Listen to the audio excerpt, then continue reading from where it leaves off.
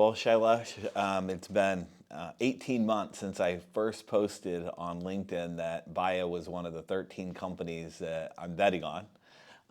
At that point, you were still in stealth mode, Yeah. and the world of technology changes rapidly. So since then, we fast forward to today.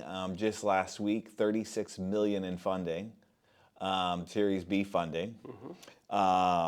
Manish and Siva were both just recently, I believe as of today, fresh off the presses, announced as board members. Yes. And a little thing yesterday about DeepSeek entered into the picture as well. Yeah, I mean, stock market went down yesterday and now back up. Things have shifted a little bit. Yeah, well, we've got a lot to catch up on. Yeah, So yeah. first and foremost, I'm humbled and appreciative that you would invite me to the offices and we could have this discussion. So thank you. We'll start off with talking about you. This is one of my favorite places to go with C-level executives because at your heart, you're an engineer. Was there a moment in your life and your career where you knew you were going to become an engineer? And if so, can you share why? Yeah, that's a great question. But before that, thanks a lot for creating that list. And I know that there were amazing companies in that list, and hopefully we'll make it as well, along with other companies. And I think based on the list, it seems like all of them will make it, and that will be the most successful list ever created in hindsight. Well, I hope so. Yeah. So thanks a lot for all the support over the months and quarters and years. Yeah. So about myself, I will just be somewhat honest because like how my journey becoming an engineer. So I was sort of raised in a place where generally if you're born as a boy you tend to become engineer, and if you're born as a girl then you tend to become a doctor. So that's how I started. So I think right from childhood it's like my parents are somewhat instilled that you got to become engineer. So I was preparing in India, to become engineer. There's entrance examinations. So I was preparing for IIT. IIT has a very tough examination. There are like few million people, give that exam, and I think in those days, they used to choose like 2,000 people. So I'm lucky to get in IIT Kanpur, which was one of the top IITs at that time. Got into EE department. And that's when I think my real engineering journey started. Okay. And learned chip design, like basics of chip design at that time, as part of EE. And after that, I worked in a startup, and that's how I think I also learned about startup. So my first job was in a startup, chip design startup, and I spent about 3 years over there. And after that, I came to US to do my PhD. Did my PhD in networking. And then went to Cisco. Then I got a really good opportunity to become the chief architect of Huawei's highest performance network processor, which was kind of rare opportunity because you don't get that type of opportunity at such an early stage in your career. So I took that. We built at that time 400G network processor. I think I gave a talk about the chip at Hot Chips 2010. And that's when I came up with this network on chip concept that it's a critical bottleneck in the chip design process. Because as you know that chips are scaling rapidly, and there's a new paradigm of chip construction, which is IP-based construction, where you assemble the chip from various pre-designed components, and then to scale, you just create, instantiate more and more of those components. And when you do that, the data movement and connectivity becomes a central problem of scaling. So that's when I kind of got really excited about this. And my PhD in networking definitely helped because did my PhD in internet networking. How do you accelerate network scale protocols and implementations? So I think all of these sort of came together. The opportunity to work in the highest performance network processor, my background in EE, and also did PhD in networking theory and all. So all of these came together, and then I think my fabric journey started. And since then I've been doing fabrics. NetSpeed was a fabric company. It was the first software-defined fabric startup where we invented a new way to design on-chip fabrics. We had 6-year journey. We had, I'll say more than 50 paying customers. And that's when I got to meet Jim Keller. So Jim Keller was at Tesla, and he used our product to build the autopilot silicon. And he really liked our product. And then he went to Intel. And the first thing he did is he acquired us into Intel, he and Raja together. Yeah. And since then, I've been working with Jim at Baya. Jim was the one who made a phone call and literally told me to start this company. Yeah, I mean, you have been following our journey, and thanks a lot for all the support. So it has been phenomenal so far. Well, there's not a lot of people that are better in this industry to have push you into starting a company than Jim Keller. We've worked with a number of his companies, including Tenstorrent. And so for those that are living under a rock and don't know what Baya is doing, can you tell us a little bit about what Baya is building? Yeah, so I think, we 2 years ago, we kind of realized that, this AI transformation is happening, and compute is going to be totally, redone, and it's actually happening as we talk. From CPU-centric compute, we are getting into heterogeneous compute, highly scalable, highly parallel compute with scale-up and scale-out architectures. Models are getting bigger.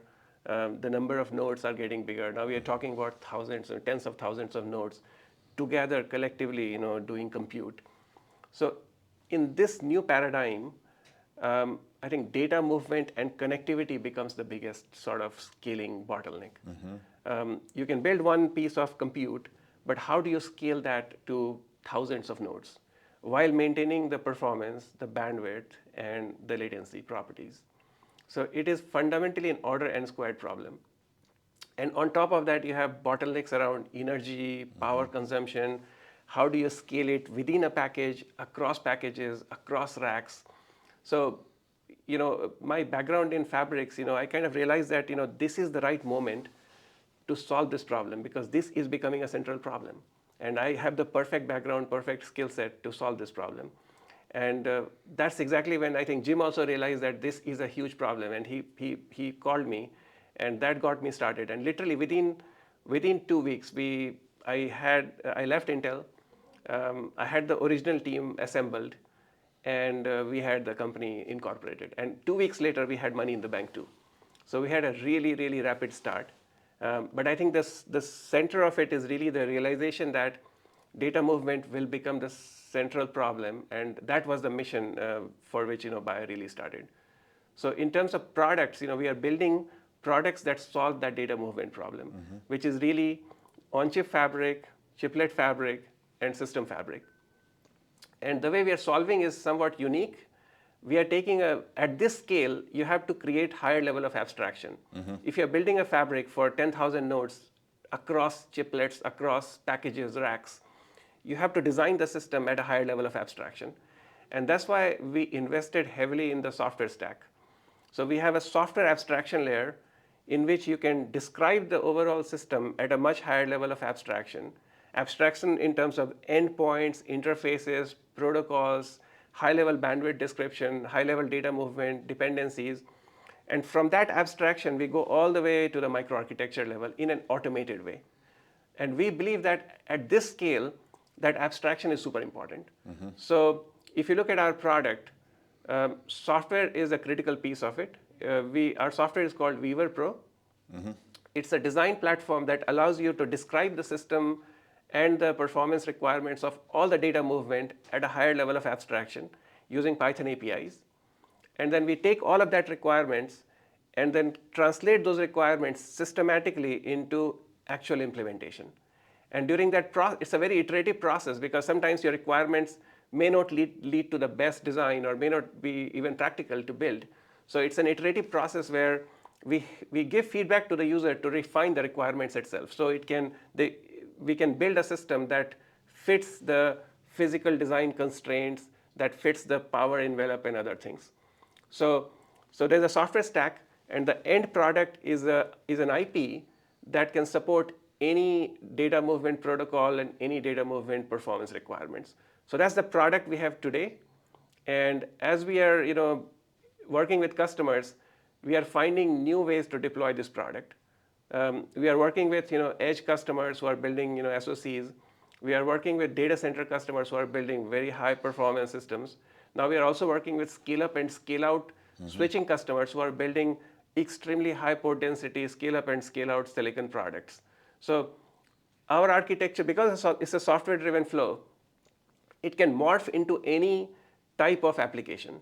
And that is the real strength that we have a very configurable and flexible solution that you can apply everywhere. And the software abstractions give you the speed of execution. You can really design a system within few days or few weeks, from high level specification. No, absolutely, and that's one of the things early on. So, one of the companies you were mentioned alongside, Astera, they're not an accelerator company. They enable the AI machine learning ecosystem. Yeah. You're talking about in Fabrica.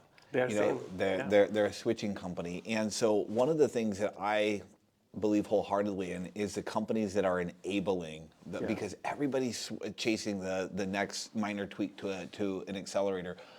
You guys are an IP company and a software company. What made you choose that route rather than going the hardware route? Yeah, so I think it's a combination of many things.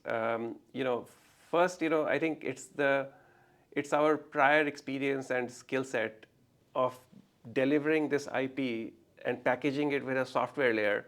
So that's what we have done in our past experiences.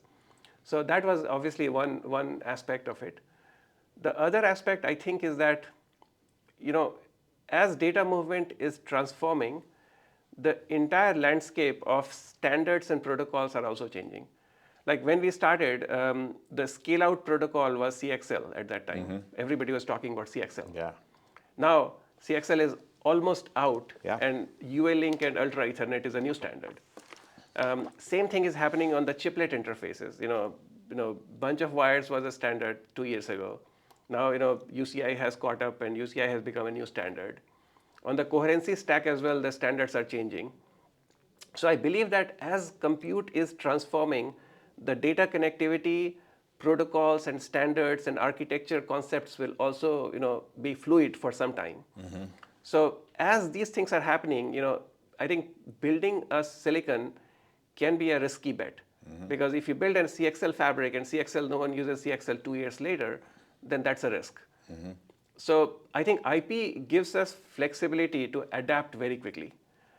Because the core architecture is the same. It's really the semantics at the endpoints that change as protocols change. So it gives us the flexibility and adaptability to any new application, new environment. So I think that was a central piece, that we wanted to build the best solution, but package it so that we don't get trapped and can't make any changes. So we wanted to be fluid. We wanted to be flexible. So that's how that was sort of our goal, and it also kind of gives us a vehicle to prove the technology by actually delivering to customers, actually taking it through to silicon and deployments. So it's a great vehicle to prove your technology, prove your solutions, and perhaps at some point when we realize that things have become much more stable and there is an opportunity to build a silicon, then we have all the technology available to build that. Although, in terms of business plans, as of today, I think, we plan to stay as an IP company. IP is a different business model, as you know. And, it requires, certain types of, business models, support model, delivery model. So we are going to invest in all of those. But, we are open. I mean, we are a very nimble startup. Yeah. New opportunities will come, new things will come. So we are absolutely open to those things. Well, and I think that's a good segue. One of the key passions of mine, one of the reasons that I got into this recruitment, specifically in the AI space, and have gone all in, is because there's no doubt AI is going to proliferate, and it's going to change the way humanity interacts. Yeah. Not only with technology, but with each other. Yeah. And I am terrified that if it's not held in the right hands, if it's not developed responsibly, the positive implications on the negative side can happen. Yeah. So one of the things that I have found in dealing with not only engineers but executives like yourself is Yeah. the companies that really are truly invested in developing AI in a responsible way are not developing a zero-sum product. Yeah. And what I mean by that is we win or nobody wins. It's actually companies that are reliant upon other companies to be successful in order for them to be successful and enable that ecosystem. Yeah. Yeah. Can you talk about how Baya does that? Yeah. So again, whether AI is going to be evil or that's a very philosophical discussion, and there are a lot of visionaries already talking about it. So I won't really make any comments because I think we are really far away from a point where AI can take over human intelligence. Different people have different timelines, but we definitely are very far from that point. From our perspective, our focus, as I said, that is to solve the most important problem that we are facing today as you are building these AI, because AI is at a point where hardware is catching up to the application. Before AI, in general, it was like Intel next chip is going to fix the problem. So and Intel every year was doubling the performance, and applications were catching up to the hardware. Now it has totally flipped the whole paradigm, where we know that the application is there. We want to build bigger models, and now hardware is trying to catch up. Yeah. So our mission is to help that transition, and I expect that we will be in that mode for quite some time, where the hardware will just keep scaling, and we'll keep building biggest and highest performance, most efficient hardware as possible, and once we, it's still to be seen when we get to a point where we'll say, oh, this is the sufficient compute that we have, and then we'll do more innovations on the application side. So I think as we get to this, get on this journey of increasing the compute, improving the hardware, scaling the hardware to keep up with the application demand, I think Baya's mission will always be there, because our mission is to accelerate the data movement for intelligent compute. And I really believe that we will be on that journey for at least several years, if not decades. Awesome. So if we are to talk about some of the recent really exciting announcements, you can't talk about them in isolation. So first and foremost, the Series B funding. A lot of people don't see what's happening behind the scenes and why that money is needed. Can you talk a little bit about the successes that happened along the journey that got you there, and how you plan on leveraging the capital to advance the mission? Yeah. So, raising money has been the easiest part in our journey so far.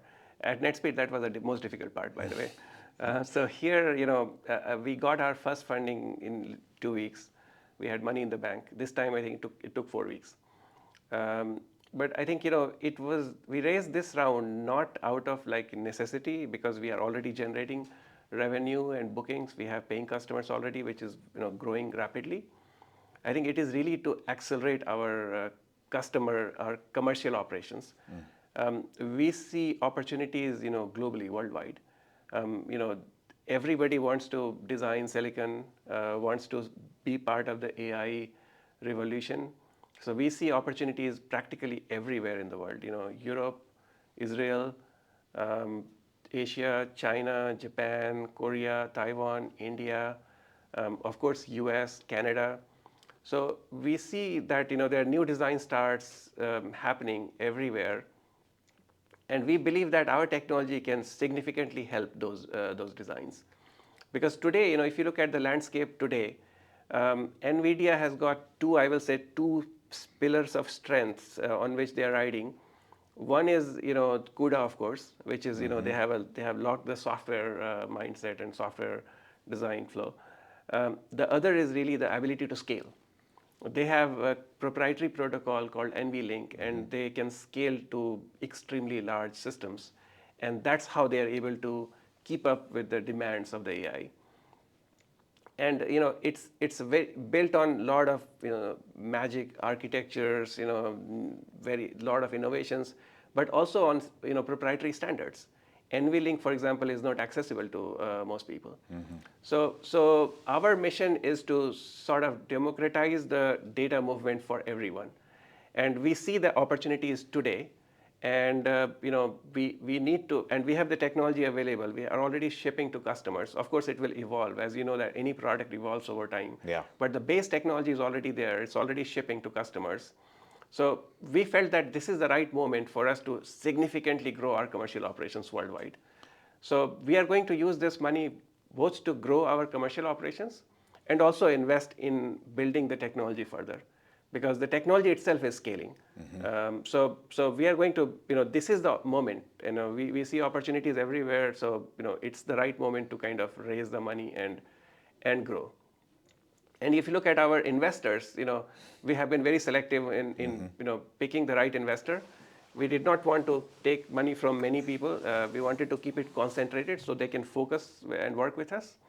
Andrew and Manish are visionaries in the silicon world.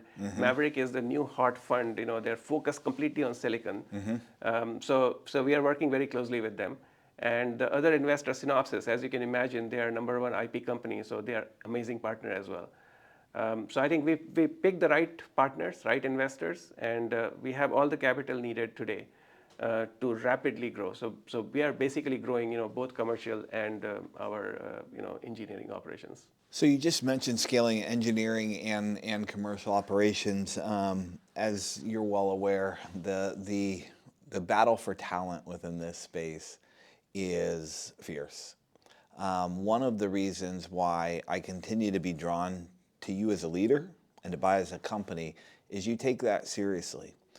You as a leader not only believe in the importance and criticality of talent, but you're one of the few who have publicly stated and some of the truths that you've realized and lessons learned along the way. A recent post you had on LinkedIn talked about some of those. If you were to pick one or two of the key learnings about talent growth at Baya that are shaping your thoughts on how to grow the company, what would those be?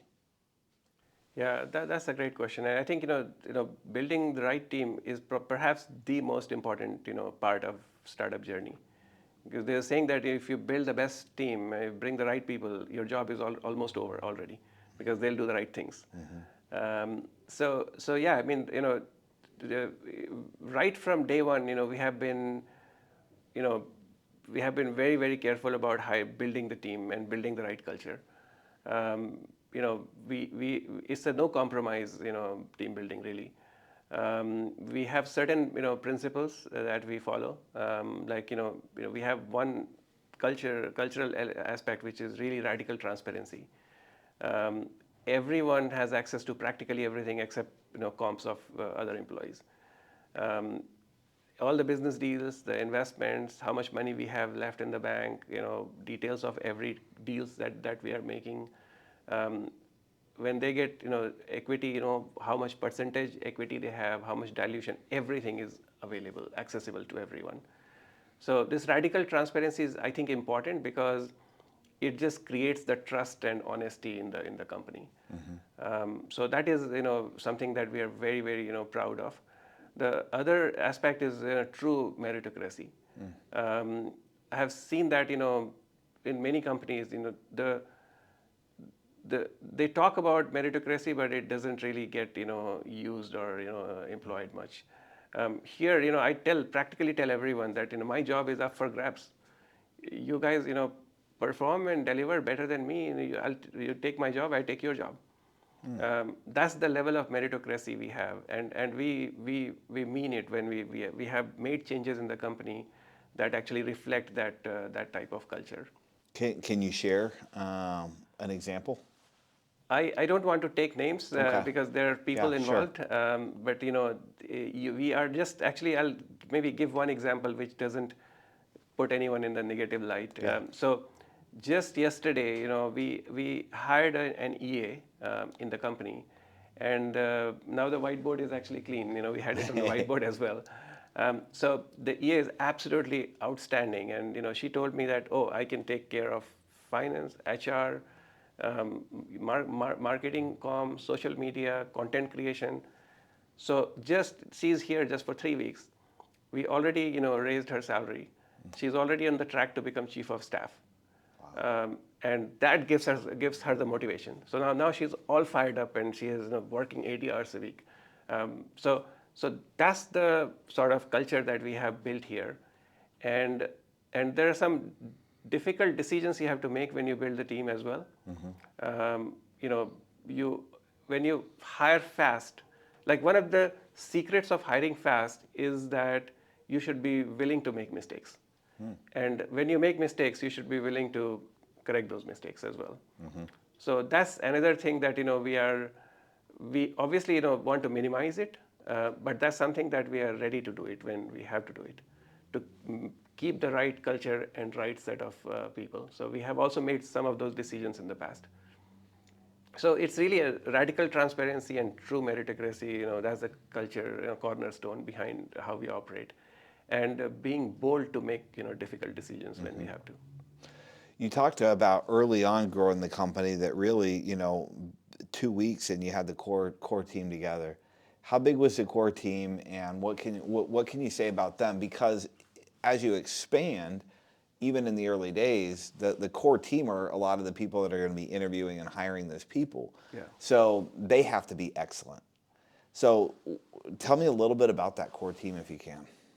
Yeah, so we had about 10 people on board within 2 weeks. Wow. And they are all specialists, experts in this field. And those are all drawn from the network, of course. I think that's how that created the right foundation for the company. So about half of them are based in US, Bay Area, and the other half is based in Bangalore. So we had about 10 people, half and half. That became the foundation, and that crew we drew from the network, no compromise. We knew exactly the strength and expertise each of those bring. And then after that, we started to draw people from out of the network. And that's when actually I got surprised that if you only draw from network, you get sort of trapped in a small box and you don't know what is out there. So that was another realization that I actually also shared, is where now we are open and willing to bring people who we don't know, we have never worked with, and also willing to give them all the opportunities to grow and be part of the core team, exec team. So I think great foundation is absolutely important, but I think the next level of growth will come from giving opportunity to everyone, looking at every possible people from different backgrounds. So now we have opened our mind, and we have a full-time recruiter in-house as well, who is actively following all of these principles. So yeah, I mean, in addition to technology, I think we are super focused. I'll say our number one goal is to always maintain a great culture and a great team. So that's what we are completely focused on. So in the very early days, at the very beginning of the company, it was a globally distributed company. As you're hiring, what is your philosophy on in-office versus geographically distributed? I personally don't care where people work from. Especially for a small team where there's so much transparency on who is doing what, who owns what. We really don't. I mean, we know exactly what is happening and who is doing what. So we don't really feel a need of enforcing any in-office policies anywhere. Having said that, in Santa Clara office, practically everyone comes to office every day, all 5 days a week. And we never asked anyone. They just come. They all come at 8 a.m. in the morning, leave at whatever 6 p.m., 7 p.m. They just enjoy the team, enjoy to work here. So we don't have any set policy in terms of when, and I hear the same thing in Bangalore, by the way, that everybody comes to office every day and they just work together as a team. But yeah, we don't have any policies. I mean, we also don't have any policy in terms of leave, for example. If people need to take a month off, they just take a month off. And I think that's one of the benefits of radical transparency. Everyone knows what's going on. Everyone knows ownership. The other thing we have is ownership here. One thing we foster is that we don't want people to help each other. We want people to own things. Like if someone comes and say, "Oh, I can help you with this," I'm like, "Why don't you just own this and do it?" Um, we love feedback, but at the same time, we also encourage people to correct it. If someone comes and say, "Oh, your document has this flaw, can you fix it?" Instead of that, I'll say, "Why don't you fix it?" So that's the benefit of sort of radical transparency, everything being on the table, no set sort of rules. Having said that, as you scale, I think you have to bring some structure, you have to bring some organization to it. So we are looking into that. But at this point, we are just over 50 people, and I think we are able to scale and maintain the same culture and same open sort of environment of working here. Absolutely. It's oftentimes, in discussions like this, it's fun to talk about the successes we've had and the home runs that we're hitting. Your humility is something that has struck me from day one, and I'm curious if you would share with us a either personal or business failure along the way that now you can see was a North Star, if you will, that helped the success of Baya thus far. Yeah, I think humility is in this company. It's amazing that we have really high caliber talent, and everyone is so humble. It's just so amazing to see everyone. And I always wonder that, oh my God, this guy is so capable and still so humble. So I think it's the company culture, and I believe that humility also comes from a lot of scars. Um, you know, a lot of failures in the past, lot of things I tried in the past also failed as well. So these are mini failures, bigger failures, all kinds of failures.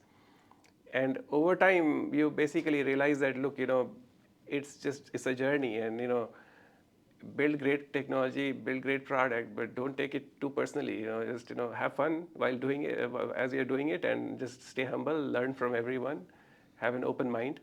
So I think it just some of it is obviously nature, personal, but some of it is over the years you learn, you work with, like Jim Keller, for example. He's a legend. In semiconductor world, if you name like top 10 people, he's one of those. Yeah. He's a legend, and when you talk to him, he's so humble. He's like absolutely amazingly humble. You go to lunch with him, he will be eating, drinking a soup with you, just like he's another person. So also when you work with these types of legends and who are so humble, it sort of reinforces that that feeling that it's important to stay humble. Absolutely. What a couple questions as we kind of wind down here. You've been at the likes of Cisco and Intel. Your first job was at a startup, and then you were at Cisco. Then you went to another startup, which was acquired by Intel. You seem to find your way back to the startup world. That also became apparent in the post that you made too. Can you tell us about what it is about the startup world that has you hooked? Yeah, that's a great question. I think startups and big companies, I have not seen, like likes of Googles and Metas, but Cisco and Intel are big companies, slightly older age companies, but still big companies. And then I have seen startups, and they are totally different world. The kind of skill set you need to be successful in these two environments are so different. So like in startup, it's so. I somehow feel that startup is so transparent and so pure that you are building something from scratch without any infrastructure, without any support. Everything you're starting from literally blank sheet of paper, and that that brings the true strength of people. Versus in a big company where the product is already there, it's an elephant, and everyone is owning a small slice of the elephant. No one understands how it was built to begin with. That is sort of a different environment, and sometimes I have seen this firsthand that people who are extremely successful in big companies bring them to a startup culture, and they will struggle because they don't know how to build things from grounds up. So I truly believe that startup is a great way to test someone's strengths and capabilities to build something from scratch, and not just build, also sell it. In big companies, you have massive sales teams, support team, all of that. Here you have to build all of that. You have to convince people. You have to convince them to take a bet on a company which doesn't have any strength or doesn't have any history. So all of that is a very unique skill set. Ability to hire people, ability to build a product from scratch, ability to convince a customer to buy your product, to work with them.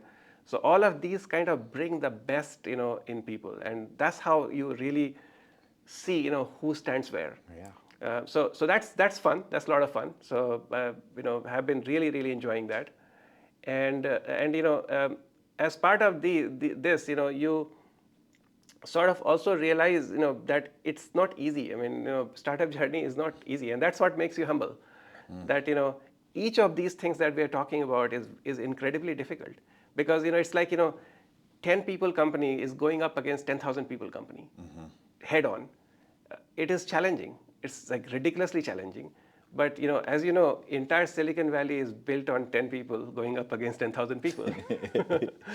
From day one. So it's a lot of fun. Absolutely. When you look back, what do you want your legacy as the CEO of Baya Systems to be? So I'm not thinking about that a lot, by the way. My goal here is really to make sure that after this journey is done,